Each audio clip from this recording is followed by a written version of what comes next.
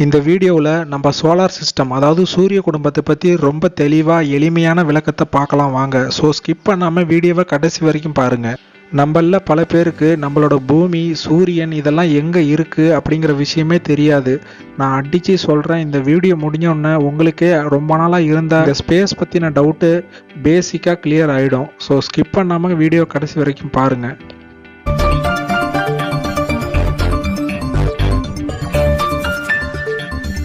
இந்த இமேஜை நல்லா பாருங்க. நான் இதில் காட்டியிருக்கிறது தான் ஆர்டர். ஃபர்ஸ்ட் யூனிவர்ஸ் பிரபஞ்சம் இல்லைனா பேரண்டம், ரெண்டாவது கேலக்ஸி அண்டம், மூணாவது ஸ்டார்ஸ் நட்சத்திரம், நாலாவது பிளானட்ஸ் கிரகங்கள், அஞ்சாவது மூன் நிலா இல்லைனா துணைக்கோள் அப்படின்னு சொல்லலாம்.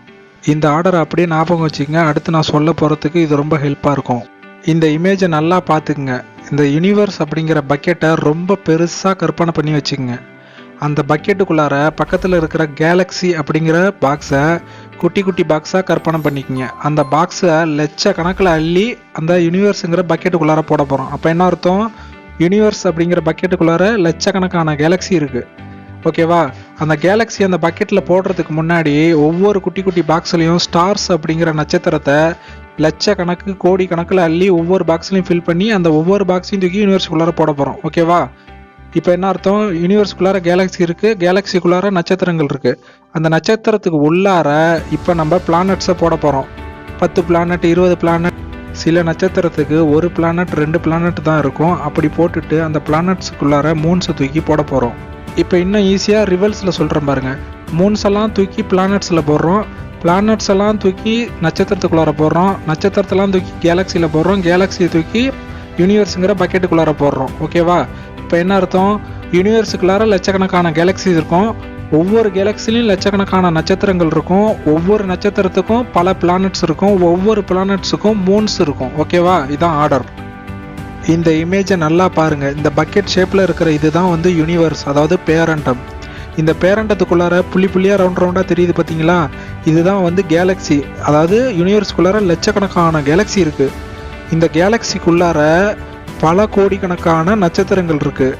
அந்த நட்சத்திரத்தை சுற்றி பல கிரகங்கள் இருக்குது, ஒவ்வொரு கிரகத்துக்கும் நிலாக்கள் இருக்குது. ஓகேவா? இந்த பல மில்லியன் கேலக்சியில் வந்து ஒரு கேலக்ஸி தான் நம்ம சூரிய குடும்பம் இருக்கிற ஒரு கேலக்ஸி. அதோட பேர் மில்கி வே கேலக்ஸி.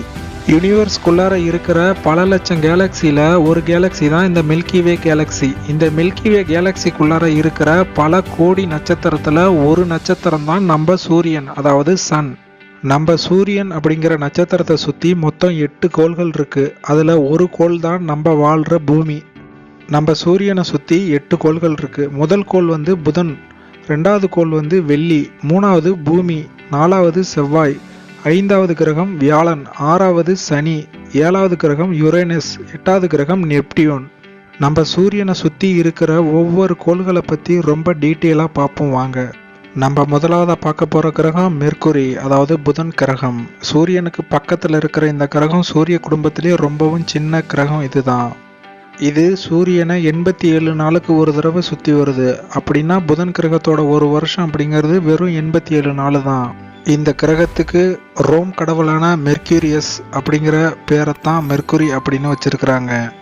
சூரிய குடும்பத்தில் இருக்கிற இது ஒரு பாறை கிரகம், தரைப்பகுதியை கொண்ட இது ஒரு பாறை கிரகம். இது பார்க்கறதுக்கு நம்ம பூமியோட துணைக்கோள் நிலா போலவே இருக்கும். நம்ம அடுத்ததாக பார்க்க போகிறது வீனஸ், வெள்ளி. சூரியன்லேருந்து ரெண்டாவதாக இருக்கிற இந்த கிரகம் சூரிய குடும்பத்திலே ரொம்பவும் பிரகாசமான கிரகமும் இதுதான். இதை பூமியோட ட்வின் சிஸ்டர் அப்படின்னு சொல்லுவாங்க. இந்த வெள்ளி கிரகம் சூரியனை 224 நாளுக்கு ஒரு முறை சுற்றி வருது. நம்ம சூரிய குடும்பத்திலேயே நம்ம நிலாவுக்கு அப்புறம் வெறும் கண்ணால் பார்க்குற ரொம்பவும் வெளிச்சமான கிரகம் இதுதான். நம்ம அடுத்ததாக பார்க்க போகிற கிரகம் the one and only earth, நம்ம பூமி. சூரிய குடும்பத்திலேயே சூரியன்லேருந்து மூணாவதாக இருக்கிற ஒரே கிரகம் நம்ம வாழ்கிற பூமி தான். இதுக்கு இன்னொரு பேரும் இருக்குது, ப்ளூ பிளானட் அப்படின்னு சொல்லுவாங்க, இல்லைனா பேக் வாட்டர் பிளானட் அப்படின்னு இன்னொரு பேரும் இருக்குது. இதை செல்லமாக ப்ளூ மார்பிள் அப்படின்னும் அழைப்பாங்க. நம்ம பூமி சூரியனை 365 நாளுக்கு ஒரு தடவை சுற்றி வருது. அதைத்தான் நம்ம ஒரு வருஷம் அப்படின்னு சொல்கிறோம். பூமி தன்னைத்தானே சுற்றிக்கிறதுக்கு 24 மணி நேரம் எடுத்துக்குது. அதைத்தான் நம்ம ஒரு நாள் அப்படின்னு சொல்கிறோம். நம்ம சூரிய குடும்பத்திலேயே உயிர்களை கொண்ட ஒரே கிரகமும் இதுதான். நம்ம அடுத்ததாக பார்க்க போகிறது மார்ஸ், செவ்வாய் கிரகம். சூரிய குடும்பத்திலேயே 4வது கிரகமான இது சூரிய குடும்பத்தில் இருக்கிற 2வது சின்ன பிளானட்டும் இதுதான். புதனை விட கொஞ்சம் பெருசு. இதை நம்ம பூமியோட தம்பி அப்படின்னு சொல்லுவாங்க. இதுக்கு இன்னொரு பேரும் இருக்குது, ரெட் பிளானட், அதாவது சிகப்பு கிரகம். இதுக்கு மார்ஸ் அப்படின்னு எப்படி பேர் வந்துச்சுன்னா, ரோம் கடவுளான காட் ஆஃப் வார், அதுலேருந்து தான் இந்த பேர் இதுக்கு வந்துச்சு. இது சூரியனை 687 நாளுக்கு ஒரு தடவை சுற்றி வருது. இதோட ஒரு நாள் அப்படிங்கிறது 24 மணி நேரம் 39 நிமிஷம் பூமியோட கம்பேர் பண்ணும்போது. இதுவரைக்கும் பார்த்த இந்த 4 கிரகங்களும் பாறை கிரகங்கள், அதாவது தரைப்பகுதியை கொண்டிருக்கும். இதுக்கப்புறம் பார்க்க போகிற 4 கிரகங்களும் வாயு கிரகங்கள், தரைப்பகுதியே கிடையாது. முழுக்க முழுக்க வாயுக்களால் ஆன கிரகம். நம்ம அடுத்ததாக பார்க்க போகிற கிரகம் ஜூபிட்டர், வியாழன் கிரகம். சூரிய குடும்பத்திலேயே மிகப்பெரிய கிரகமும் இதுதான். இது முழுக்க முழுக்க வாயுக்களாலான கிரகம். இதுக்கு தரைப்பகுதியே கிடையாது. சூரியன்லேருந்து இருக்கிற 5வது கிரகமும் இதுதான். இது பூமியோட அண்ணன் அப்படின்னு இதை சொல்லுவாங்க. இந்த கிரகம் முழுக்க முழுக்க வாயுக்களால் ஆனது, அதாவது கேஸ் ஜெயண்ட் அப்படின்னு இதை சொல்லுவாங்க. இதில் 1300 பூமியை வைக்கிற அளவுக்கு அவ்வளோ பிரம்மாண்டமாக இருக்கும் இந்த வியாழன் கிரகம். நம்ம அடுத்ததாக பார்க்க போகிற கிரகம் சனி, சாட்டன். சூரிய குடும்பத்திலேயே 2வது பெரிய கிரகம் இதுதான். இந்த கிரகத்தில் என்ன ஸ்பெஷல்னா, மற்ற கிரகங்கள் மாதிரி இல்லாமல் இதை சுற்றி ஒரு வளையம் இருக்கும். இதுதான் சூரிய கிடும்பத்திலே ரொம்ப அழகான கிரகமும் இதுதான். சூரியனிலிருந்து 6வதாக இருக்கிற இந்த கிரகமும் ஒரு கேஸ் பிளானட் தான்.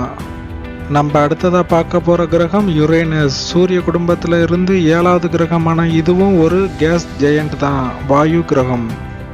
இந்த கிரகம் சூரியன்லேருந்து ரொம்ப தொலைவில் இருக்கிறதுனால இது ரொம்பவும் கோல்டாக இருக்கும். யுரேனஸுக்கும் இதை சுற்றி வளையங்கள் இருக்குது அப்படின்னு ஆராய்ச்சியாளர்கள் சொல்கிறாங்க. ஆனால் அது எளிதாக கண்ணுக்கு தெரியாது.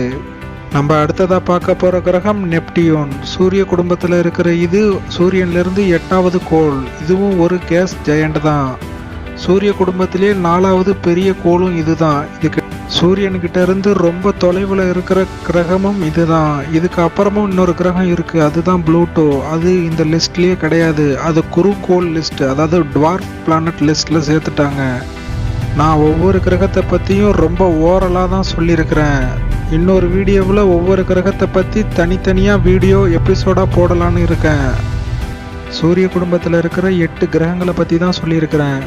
இன்னும் அடுத்த போடக்கூடிய வீடியோக்களில் ஒவ்வொரு கிரகமும் அதோட நிலாக்களையும் பற்றி விரிவாக நான் வீடியோ போடுறேன். சூரிய குடும்பத்திலிருந்து 3வதாக இருக்கிற இந்த பூமியில் தான் உயிரினங்கள் இருக்குது. இயற்கை நமக்கு தந்த இந்த அழகான பரிசு தான் இந்த பூமி. இந்த பூமியில் இயற்கை, உயிரினங்கள், ரொம்பவும் அமேசிங்கான இடங்கள், இது போல் பல விஷயங்களை கொண்டிருக்கிற இந்த பூமியில் நம்மளும் ஒரு உயிரினமாக வாழ்ந்துக்கிட்டு தான் இருக்கோம். இந்த விண்வெளியை நம்ம கம்பேர் பண்ணி பார்க்கும்போது நம்ம பூமியில் இருக்கிற உயிரினங்கள்லாம் ஒன்றுமே கிடையாது. அப்படி இருக்கும்போது எதுக்கு நம்ம சண்டை, சச்சரவு, பொறாமை, போட்டி, ஈகோ இதெல்லாம் பார்த்துக்கிட்டு, இதெல்லாம் எதுவுமே இல்லாமல் ரொம்ப சந்தோஷமாக மற்றவங்கள சந்தோஷமாக வச்சு மனிதன் இருக்கிற வரைக்கும் நல்லபடியாக வாழுவோம். வாங்க கடைசியாக ஒரு சின்ன ரீகேப் பார்த்துட்டு வருவோம்.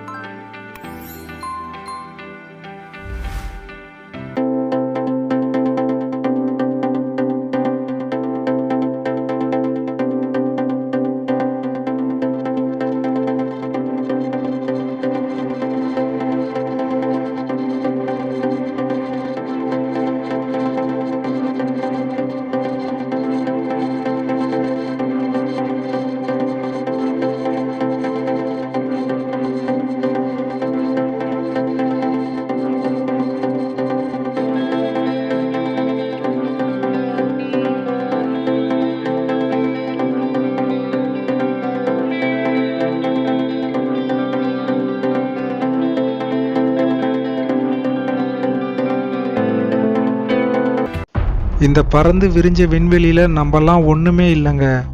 ஆமாம், நம்ம கேலக்சியில் இருக்கிற நட்சத்திரத்தில் ஒரு கிரகத்தில் தான் நம்ம இருக்கிறோம். நம்மலாம் ஒரு புள்ளி, ஒரு தூசு கூட சமம் கிடையாது.